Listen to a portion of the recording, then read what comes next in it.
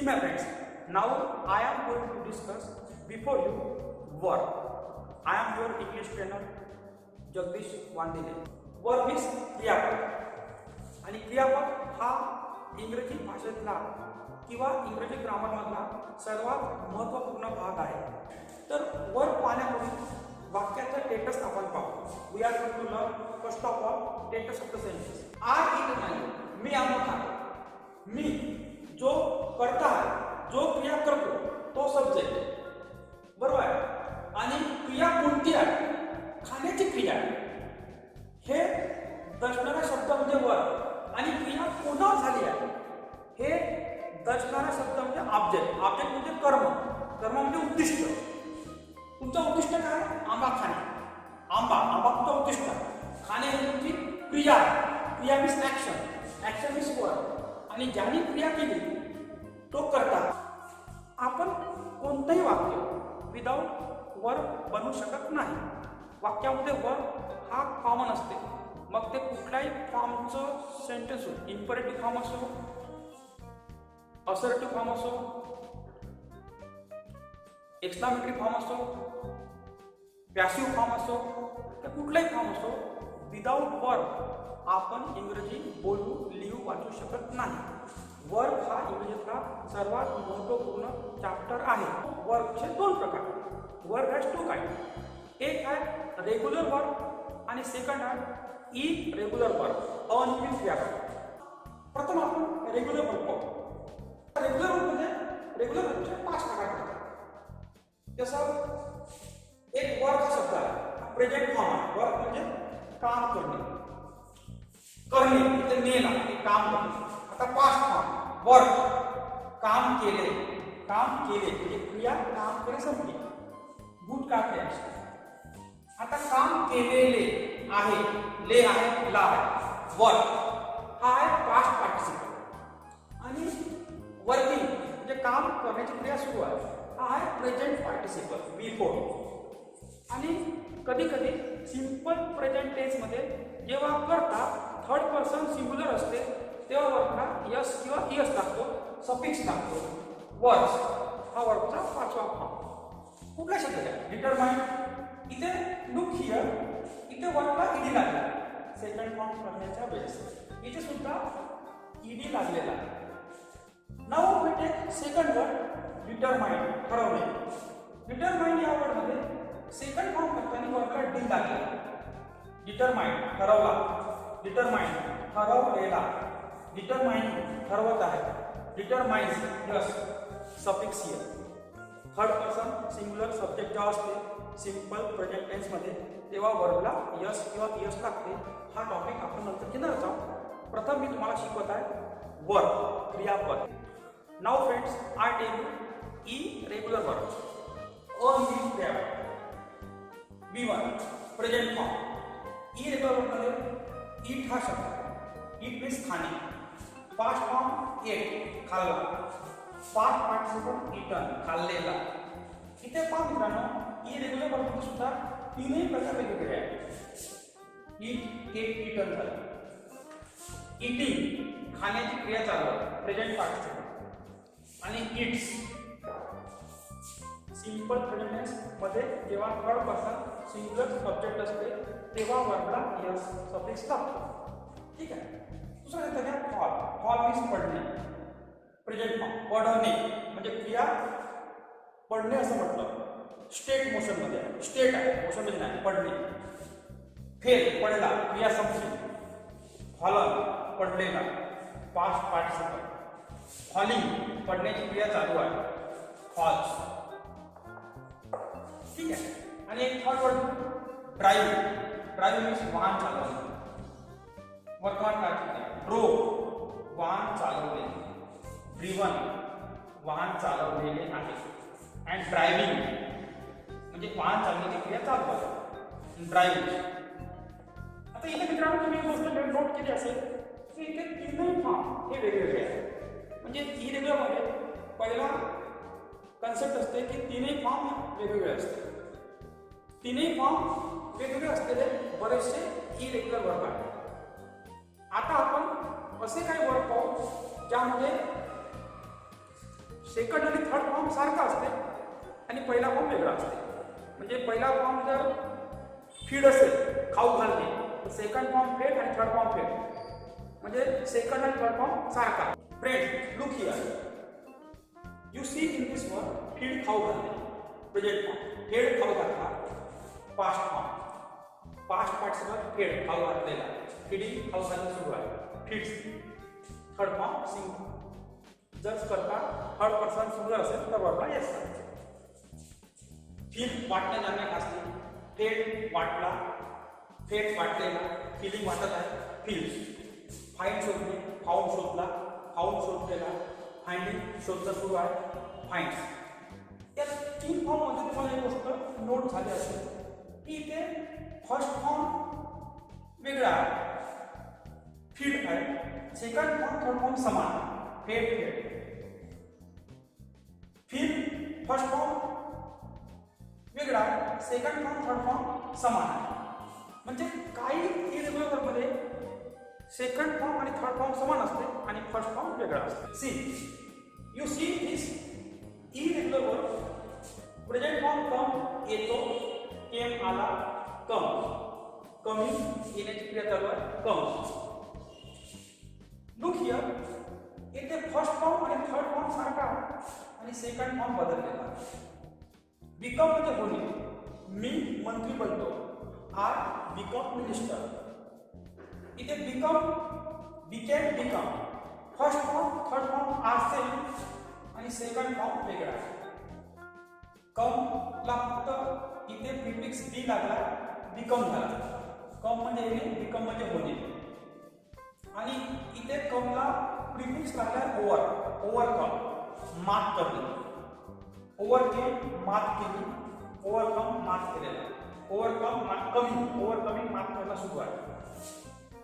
येथे मित्रांनो पहा, कमला प्रिफिक्स ओव्हर लागला, ओव्हरकम म्हणजे मात करणे. तसं तो गरिबीवर मात करतो, ही ओव्हरकम्स ऑन पॉवर्टी. हे तीन वर्ड असे आहेत ज्या वर्डमध्ये फर्स्ट फॉर्म आणि थर्ड फॉर्म सारखा आहे, सेकंड फॉर्म वेगळा आहे. हे झाले इरेग्युलर वर्डचे बारकावे. असे काही वर्ड आहेत ज्यामध्ये वर्डचे तीनही फॉर्म सारखे असते. Look here. Put present form ठेवले, पुट पास्ट फॉर्म ठेवला, पुट ठेवलेला, पुटिंग ठेवत आहे, पुट्स. मी माझा पॉइंट मांडतो, I put my point before you. मी माझा पॉइंट तुमच्यासमोर मांडला, I put my point before you. Present form आहे की पास्ट फॉर्म आहे हे ओळखण्याकरता वाक्याचा सेन्स माहीत पाहिजे. जसं कट कापणे, कट कट कट. मी केक कापतो, I cut a cake. Me cake कापला, आय कट अ केक. म्हणजे कापला म्हणजे क्रिया झाली, संपली, तरी तिथे कटच आहे. तर तुम्हाला ओळखा लागेल वाक्याच्या सेन्सवरून की ते वर्तमान काळ आहे की भूतकाळ आहे. ठीक आहे. बेट पैस लावणे, bet bets, betting bets. Read read read. वाचणे वाचला वाचलेला.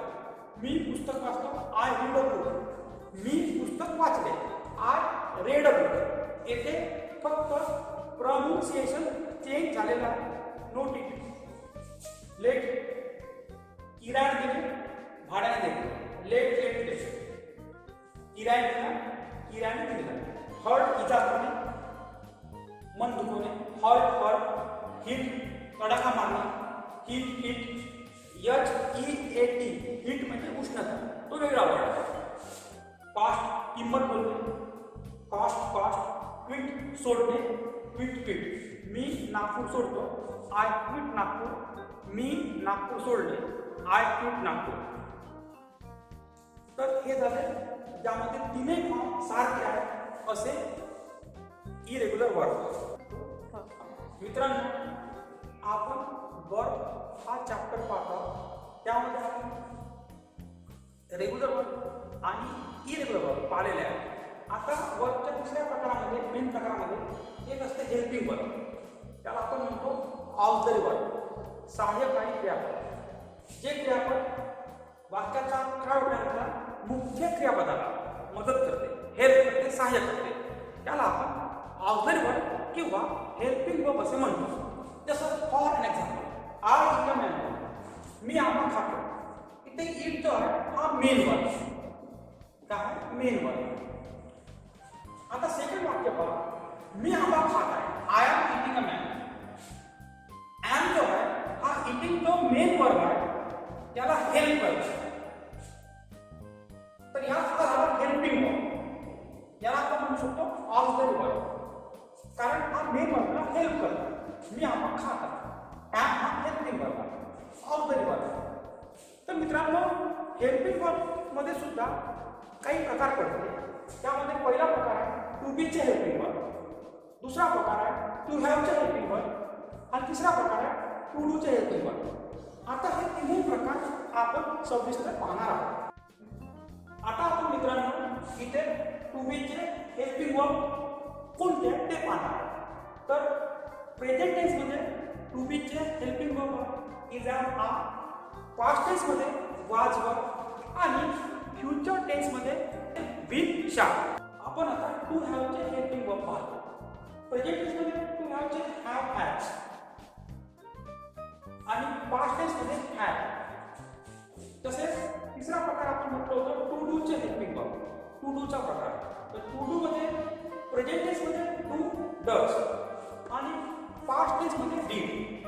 मित्रांनो, आता वर्बमध्ये एक गोष्ट थोडी वेगळी पाहणार आहोत, ती अशी की पर्सनल प्रनाउन, पुरुषवाचक सर्वनाम, पर्सनल प्रनाउन.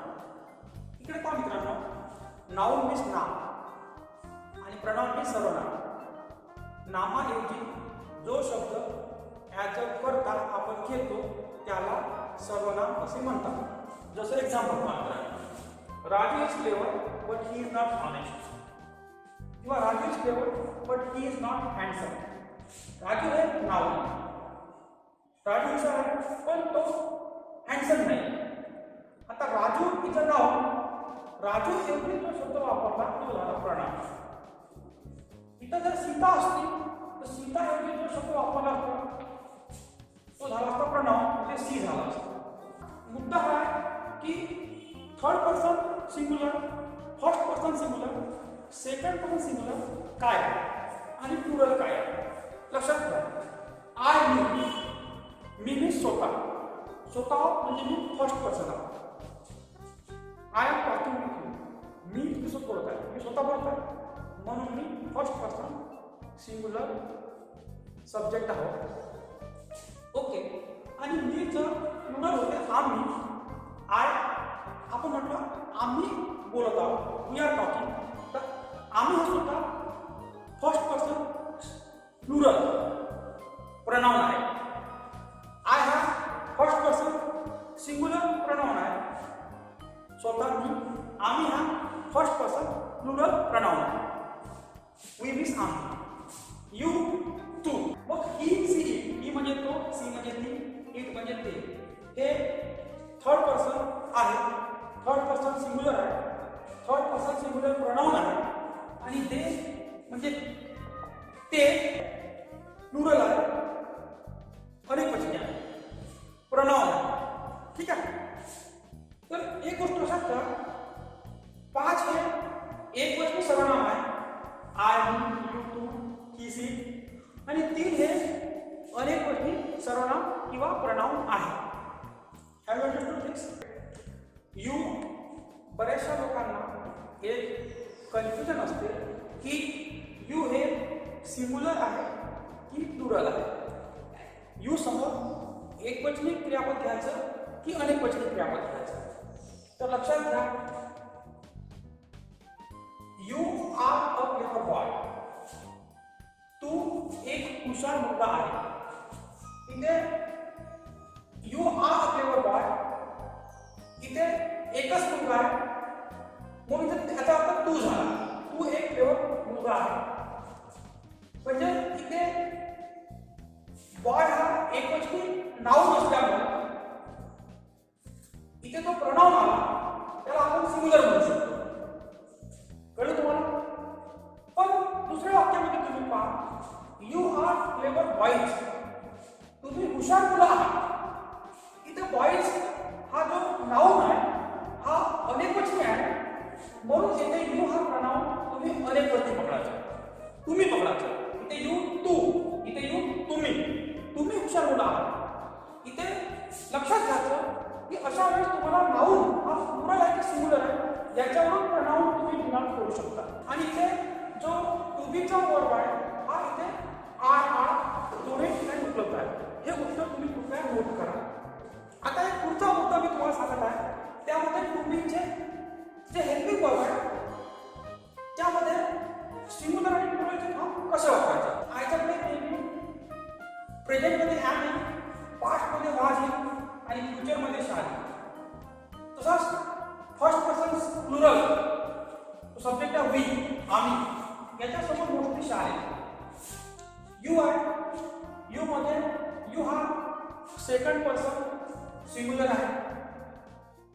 यू म्हणजे तुम्ही, तुम्ही म्हणजे सेकंड पर्सन आहे. यू समोर नेहमी आर वर येईल किंवा आर हा वर्तमान काळ, वर हा भूतकाळ आणि विल शा विल हे भविष्यकाळ. आता ही सी इट राम श्याम हे थर्ड पर्सन सिंग्युलर प्रोनाउन आहे. यांच्यासमोर वर्तमान काळ इज इन, भूतकाळामध्ये वाज आणि भविष्यकाळामध्ये विल. आणि याचा प्लुरल फॉर्म दे आहे, दे समोर नेहमी विल. यामध्ये एक पॉइंट पुन्हा मी तुम्हाला सांगतो, ही हे मुले किंवा पुरुषांची नावे टाकण्याकरता सर्वनाम म्हणून वापरतात. जसं राहुल आहे, रमेश आहे, राजू आहे, लखन आहे,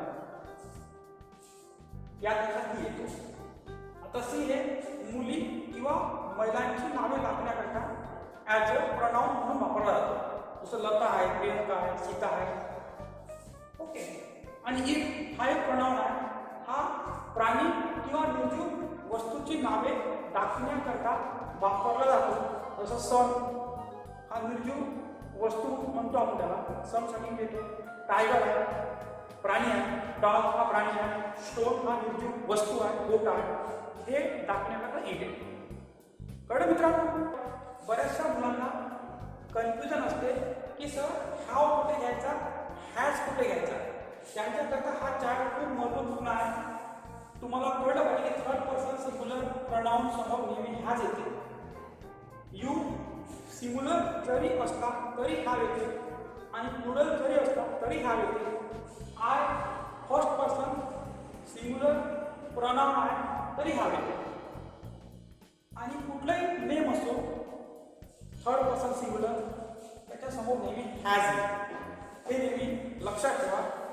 क्रियापदामध्ये जर तुम्ही मी सांगितलेले संपूर्ण चार्ट प्रॉपरली अभ्यासले, बारकावे लक्षात घेतले तर तुमचं इंग्रजी लिहिताना किंवा बोलताना गफलत होणार नाही याची मी ग्वाही घेतो. आणि हा व्हिडिओ काळजीपूर्वक ऐकल्याबद्दल धन्यवाद.